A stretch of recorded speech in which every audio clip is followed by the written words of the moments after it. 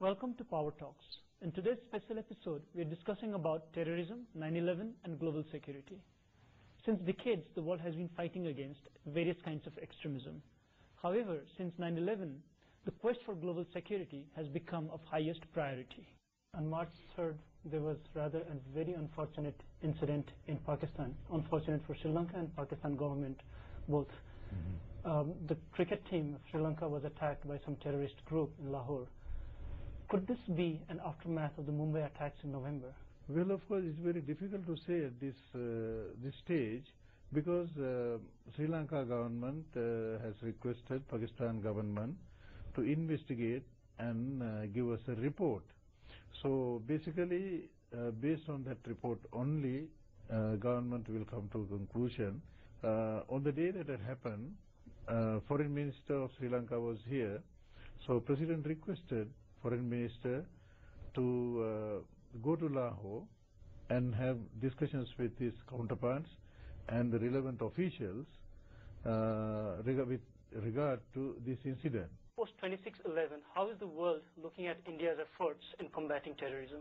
As you said, this was one of the worst terrorist attacks that we have seen in recent times, and we now have very strong evidence as to how it was planned, how it was executed, and where the people came from. The people of India, the government in India, and our friends in the international community of nations who have joined us in the global fight against terrorism are working together to try and ensure not only that such attacks cannot be repeated, but that the perpetrators of these attacks are brought to justice and held responsible for it. That is the purpose of all the effort that is being made to put pressure on Pakistan to deal with this problem, because not only is it a source of insecurity for Pakistan, it is also a source of insecurity for our region and indeed for the international community. But how is the international community supporting India's initiative in combating terrorism? I think we've seen the international community step up, and there has been literally universal condemnation of these attacks. As you know, we prepared a detailed dossier consisting of evidence on these from one of the people who we had arrested, who was undergoing trial, Ajmal Kasab, from the information that he has given to us. From the boat that we confiscated, we have found GPS instruments, we have found cell phones, we have found satellite phones, we have had calls that have been made which have been traced, we have found voice over internet protocol evidence, we have found evidence as to where the monies for the VoIP accounts were transferred from, and all of this has been shared with the government in Pakistan. It has also been shared with a lot of other countries who have faced these problems and who are together with us in this fight against terrorism.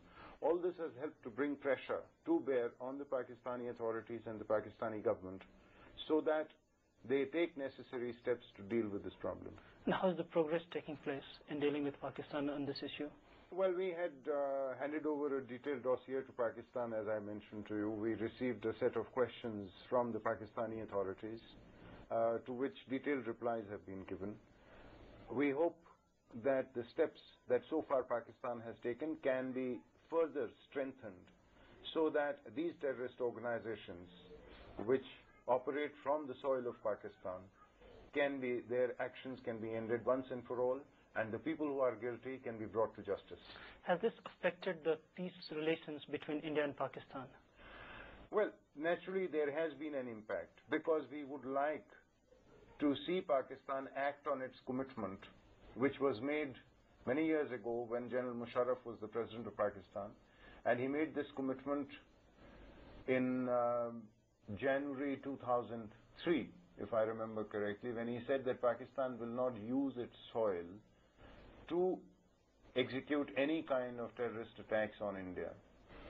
This was a commitment that was also subsequently repeated by General Musharraf and other leaders of Pakistan. We would like to ensure that Pakistan make good on its commitment that has been made. When we look at the population in Mumbai after 26/11, the people in Mumbai have really come together. The celebrities, sports star, common people have grouped together and pledged against terrorism. How is the government of India looking at this spontaneous movement that the people have come up with? The movement is, in a sense, spontaneous but also entirely expected, because every time there is a tragedy of this magnitude, we find that people in India have a tendency to come together. I think this is the strength of India. This is the resilience of India. And in this kind of coming together of people, it is not a question of people who are either from one community or another community, people who are living, who are rich people or poor people. This is something where rich and poor, all religions, all language groups, all ethnic groups, because as you know, Mumbai is like a melting pot. And the fact that they have come together shows the strength and unity and resilience of the Indian society. So will the government take any concrete strategy in involving the civil participation in combating terrorism?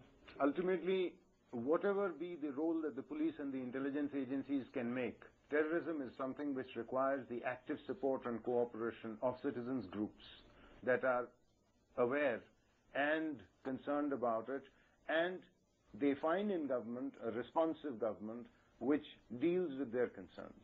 France was one of the founding members of NATO. After 43 years of withdrawal, France is rethinking or contemplating on joining the NATO again. Why now? What happened is in 1966, France decided to let the Supreme Command in Europe of NATO. Why? Because at this time we had a very real concern about our sovereignty and the sovereignty of NATO, maybe, over the French nuclear weapons and the French nuclear program. But 43 years later, the situation is completely different. The world has changed. The President Sarkozy recently confirmed that he wanted, his will, that France retakes all her place within the North Atlantic Treaty. This is, I think, the first comment. You must imagine that in a strategic environment of relative power and new challenges as we have everywhere, like in Afghanistan and other countries, France needs a strong Europe and sure allies. We are a member of the Western Alliance. We have no doubt about that. And the European Union and NATO are the two pillars of the French policy of security. So it's why we want, the President Sarkozy wanted to stress about both these pillars, European defense policy and NATO. So over a comment that I could make about this decision to join I don't say to join NATO, but to join the integrated command of the alliance. It's to just take an example. France now is already involved in two major NATO operations, Afghanistan and Kosovo in Europe. So joining the integrated command of NATO is just a logical decision. It's better for France, it's time and better for France to co-conduct the operation than just be a follower. It was just a decision of the President Sarkozy. You have served as Consul General in Karachi for 3 years. I mean, how do you see the recent invasion of Swat Valley by Taliban and its impact on global terrorism? It's true, I've been a Consul General to Karachi from February 2003 to July 2006. I still have a lot of friends there, and I feel sad about the deteriorating situation in the country. And I also have to stress, you mentioned the Swat Valley. I went with friends, including Pakistani friends, to see the Swat Valley, which is a beautiful area of that country. I hope that actually the current government will be able, with the help of the international community, to eradicate once and forever all forms of terrorism. This obviously will be a long and uphill struggle. During my time, I witnessed the actually killing of an American diplomat by a suicide bomber. And that was someone whom I knew personally, and that really was a very, in Karachi, a very sad moment. But at the same time, let me stress, I also witnessed the friendship and hospitality of many Pakistani peoples, and even one little story that a very poor shepherd up in the mountains close to the Nanga Parbat base camp offered me a cup of tea, and I just felt so impressed by this, that this person who hardly earns any cash, still this hospitality, which is also part of their religion, meant that he was offering something. So I would really wish that these examples, that the hospitality in future will be the trademark of the people of that country. What is SARC doing in combating terrorism and drug trafficking in the region? The SARC the process started in the mid-80s. And one of the very first steps which SARC took was to have a convention for suppression of terrorism. And that was accepted in 1987. It went into operation by the end of the decade. Then it was followed up by a protocol on criminalizing and preventing financing of terrorism, which went into operation by 2004. It has been further built upon by an agreement which was adopted last year on mutual legal assistance. So these are the building blocks in which SARC countries agreed to work for eradicating terrorism. So all this is now recognized as the way to deal with terrorism. And the SARC processes have paved way in that direction. It is still a long way to go. And implementation is still in the hands of the member states. During the Taliban regime, Afghans took refuge in Pakistan and India and other parts of the world. Now that Afghanistan has a better socio-economic and political environment, has there been any success story? The Afghan refugee population has been one of the largest in the world. In the late 90s, there were some 5 million Afghan refugees, mainly in Pakistan and in Iran. And since 2002, over 4 million have returned with the assistance of UNHCR back to Afghanistan. That's a great success story. It's a great success story, but it does remain quite fragile because many people do get reintegration assistance when they come back, and that helps them. But in order to kind of rebuild their lives, they need more assistance than that. And Afghanistan still needs a lot of support from the international community. Repatriation is voluntary, so only those who wish to go are going back. Return must be voluntary. It's important that people have a free choice. Pakistan has just extended the deadline for Afghan refugees to stay in Pakistan from 2009 to 2012 to give people the opportunity to choose that. It is a very large population movement. I mean, it added to the 2 million Pakistanis that are now displaced and 1.7 million Afghans. It's a large population movement.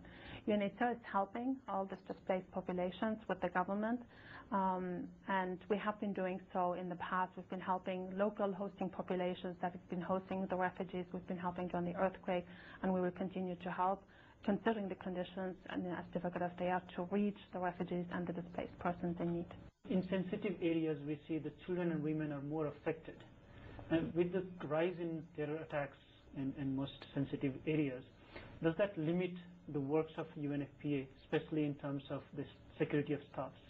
Well, of course, we have to make sure that all our staff are safe and that they can work in an environment which enables them to carry out their duties. It's very important for us then as an organisation globally, and of course with our particular partners in the UN system and with our government partners, that we make sure that those conditions are there.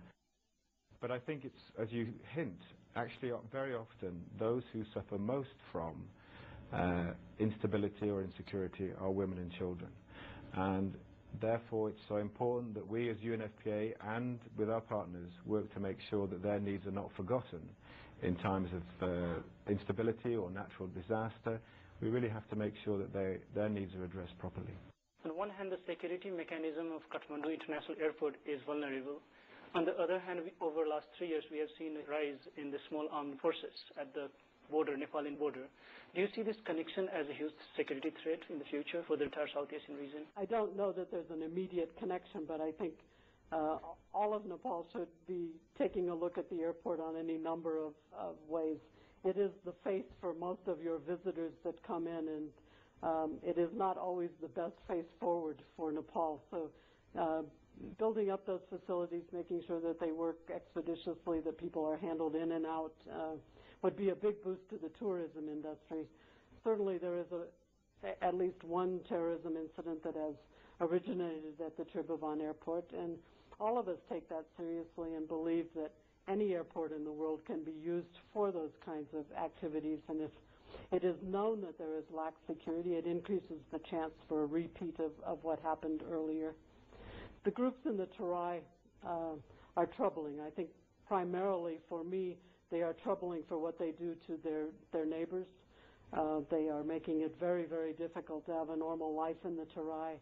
There are constant buns. There is a huge amount of extortion going on, disruption of business. People cannot maintain their factories, and then they let the workers go who no longer have salaries. So all of these things are very troubling as a result of these groups. Increasingly, they appear to have an upper hand, and we have seen in other parts of the world where this happens, you begin to have other groups that are not indigenous, perhaps to Nepal, take advantage of the vacuum that's created in a secure border between India and Nepal. Could be exploited by others. That would be very, very unfortunate. I think we are trying to encourage regional partners to look at this issue, for the Nepal government to improve the delivery of justice and law and order in the Terai. But these are going to be key issues for Nepal to address. When we talk about global economy, it is said that if there is a bomb blast in a city in Europe, it in a way impacts the stock exchange market in Mumbai. We live in a global village, where also we have a lot of youth unemployment and extremism is on the rise.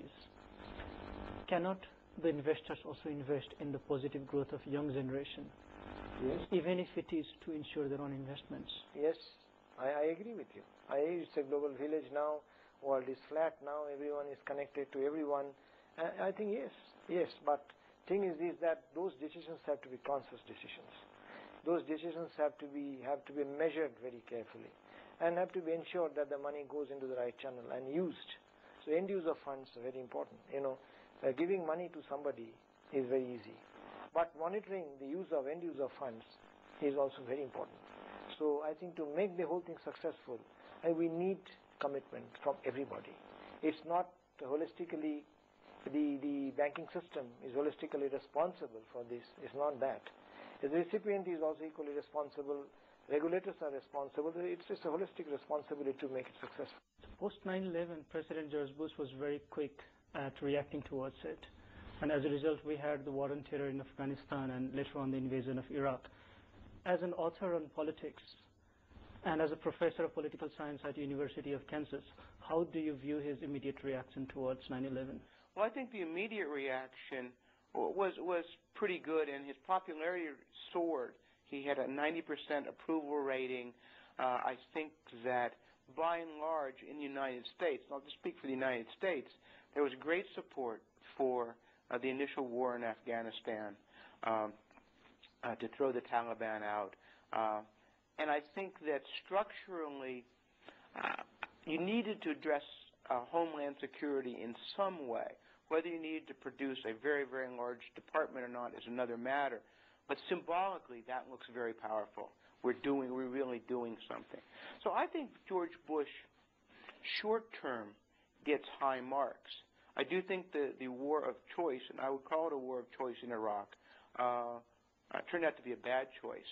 Clearly, we were not prepared for a long occupation of Iraq, and it's created lots of problems, lots of costs in a whole variety of ways. I think it cost the United States great prestige in the world. In 20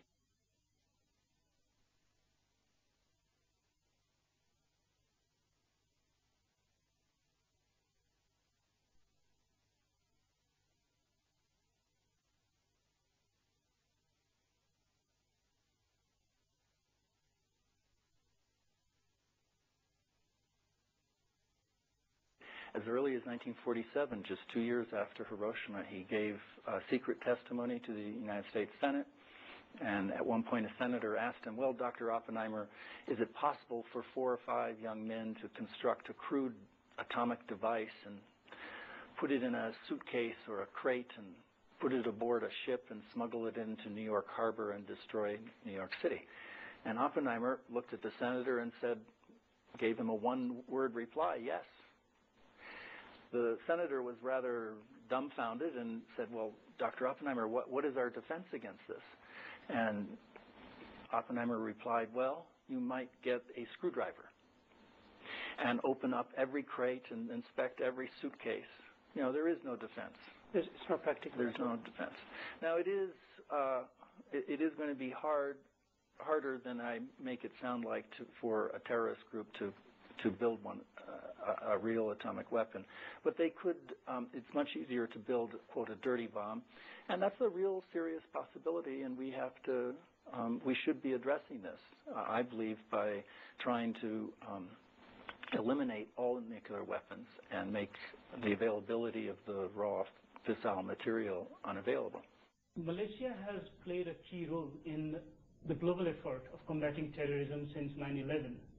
Now that Osama bin Laden, the most wanted chief engineer of terror factories, is dead, what has Malaysian government taken as a new approach to dealing with extremism? Well, my own perception is that with the demise of Osama bin Laden, I don't think so the international terrorism will be eliminated altogether.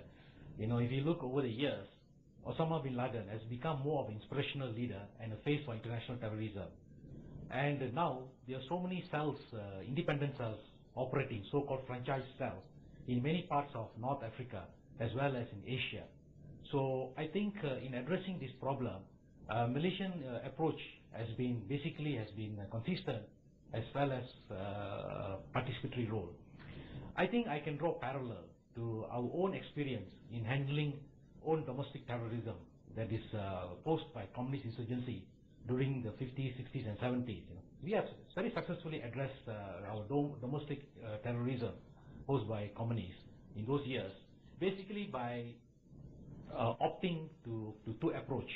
You know, one is, of course, by military means to seek and eliminate the communist insurgents. The other means, of course, to identifying what are the root causes that cause communism to prosper or thrive. In Malaysia, so we have identified that poverty is one of the main causes. So we have brought massive development and prosperity to Malaysia. With that, there is no support for the communist insurgents in Malaysia. So I think we can draw the same parallel, same lessons in addressing international terrorism. Besides resorting to military means and force, I think we also have to look at the root causes. What are the causes that lead to international terrorism? Maybe it could be marginalization, poverty, and perhaps issues like Palestine. So I think we have to really look into these issues to identify the root cause. As Mahatma Gandhi once said, an eye for an eye will make the whole world blind. So just resorting to force might not address this problem in its entirety. America's most wanted terrorist, Osama bin Laden, was found hiding in Pakistan, and South Asia has become a hub or area of high concentration of many terrorist organizations. In these circumstances, what are the changes we can expect on America's policy on South Asia? You know, I'm not sure we're going to see major changes, and here's why. We've been engaged in the fight against terrorism for many, many years, long before even 9/11 in the United States. The issue of international terrorism was of concern. It has been an issue in this region, and it's one that we've engaged the governments in this region on, again, for decades. The fact that Osama bin Laden was killed in Pakistan certainly was a significant moment. It changed many things. But at the end of the day, this isn't about either one man, nor is it about the continued search for other men, evil men, whose hearts are filled with hate. This is about changing societies, building societies that are resilient, building societies that can resist the pressures that lead individuals to go into terrorism and choose that course in life. I think that our continued engagement, and this is why I don't think it'll change, it's what we've been doing for some years. We're going to continue to do that, whether throughout this region. We'll continue to talk about the security environment. We'll continue to work with governments to try to address the terrorist threat that exists, but just as importantly, we will work with governments to build democratic societies. I'd like to bring Nepal into this context. Recently, you mentioned that Al-Qaeda and others have their hideouts in Nepal. Can you elaborate on that, and how does your government plan to deal with this? I always like to be respectful of my host, so don't take this wrong, but that's not quite what I've said. We've never said Al-Qaeda has hideouts here. What we have said, and I don't think Al-Qaeda has anything to do with Nepal, there are terrorist groups, though, in the region, in South Asia, that recognize, and I think that see in Nepal the potential. You've got a 1,600-kilometer open border with India. Security, as we know, and the Terai was devastated. The police presence was devastated during the insurgency. Immigration controls are lax, and there are always issues there. So as a result, there's many vulnerabilities that could be exploited by terrorists. And this is what we've spoken to, and we have said that publicly, that we are concerned that terrorist elements may seek to exploit Nepal's territory to the detriment of others in the region, and also, I would say, to the detriment of Nepal. No country wants their soil used as a base of operations or as an opportunity to attack someone else. So what are we doing about it? We're doing a lot of things, but primarily we are working very closely with the government. We reach out to them, but not just to the government of Nepal, but also to your other partners in the region. We want to have that same dialogue with India, for example, because this impinges upon their security as well. And we want to have a good conversation about how do we tighten security, how do we deal with these things. We work to strengthen the capabilities of the police. We work to strengthen intelligence capabilities so that we can all jointly identify the scope of the threat and then figure out how do we counter it. And the ideal thing, of course, is to deal with the problem before it becomes a problem. And that's what we're trying to do right now, in partnership with the government and other regional governments as well. Terai used to be a green belt for growing vegetables and food. Now they're growing cannabis and opium. Before Terai becomes a reason of warlords like in Afghanistan, can we not look into the proverb, prevention is better than cure, for this neglected reason? I think we would always argue that prevention is better than cure. And it's, this issue of drugs that you raised, Santosh, is something that I've been hearing more and more about since I've been here as well. On my first trip to the Terai about a year ago, when I was in Birganj, I started to hear about it. I have heard about it as I have traveled in other parts of the Terai, and it is an issue of concern to us. It is not yet a primary focus for us, or for any donor, and nor is it for the government, but I think that we need to be looking at this much more closely, to be honest. And I've talked with a lot of young people who are working in the Terai, many of whom are trying to address this issue and trying to get farmers to redirect their efforts and their resources, but it's also, you've got to find that combination of alternatives and enforcement of the laws as well. We're probably making progress that can move towards enforcement. We're working with the police and all the rest, all the security establishment. But we really do need to do a better job still of empowering the people with alternatives, and also, though, it seems to me it's giving them a stake in their nation. People who really believe in their country, who want Nepal to believe in Nepal and want it to prosper, aren't going to want to produce drugs. But right now, again, until the government is able to really define what it is to be a Nepali in this new nation that you're building, I think it's harder to establish that sense of ownership, and that's part of the process too. Thank you for being with us. We'll be back next week at the same time with another special episode. Till then, good luck and goodbye.